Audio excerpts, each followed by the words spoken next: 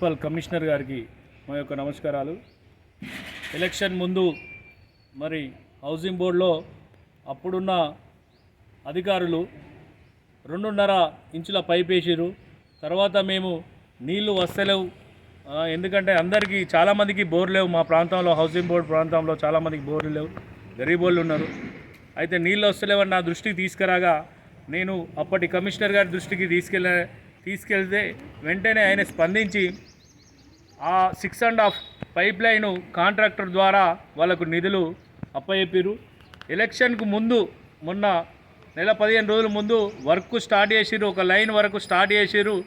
మొత్తం జేసీబీతో తీసి ఆ పైప్ లైన్ వేసిరు. దాన్ని కంప్లీట్ చేయలేదు, నిర్లక్ష్యంగా. ఇప్పుడు దాదాపు 45 రోజులు అవుతుంది ఆ పైప్ లైన్ తీసి ఆ మోరి పక్క కొంటి మొత్తం ఆ తీసిన మట్టి అదంతా మోర్లో పడి మోరి అంతా జామ్ అవుతుంది, అది తీయడానికి ఇబ్బంది అవుతుంది. మేము మొన్న కూడా ఆ ఏఈ గారి దృష్టికి తీసుకెళ్ళినాం. ఆ కాంట్రాక్టర్తో మాట్లాడితే నిర్లక్ష్య ధోరణిలో వ్యవహరిస్తున్నారు.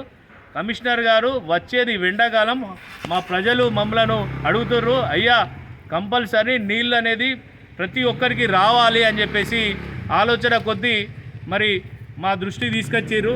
దయచేసి కమిషనర్ గారు వెంటనే ఆ కాంట్రాక్టర్ గారిని పిలిపించి ఆ పైప్ లైన్ మొత్తము మరి త్వరలోనే ఆ మిగతా pipe line 6.5 pipe line collection చేయించి మరి వార్డు ప్రజలకు రానున్న వేసవి కాలంలో ఎలాంటి ఇబ్బంది లేకుండా చూడాలని కోరడం జరుగుతుంది.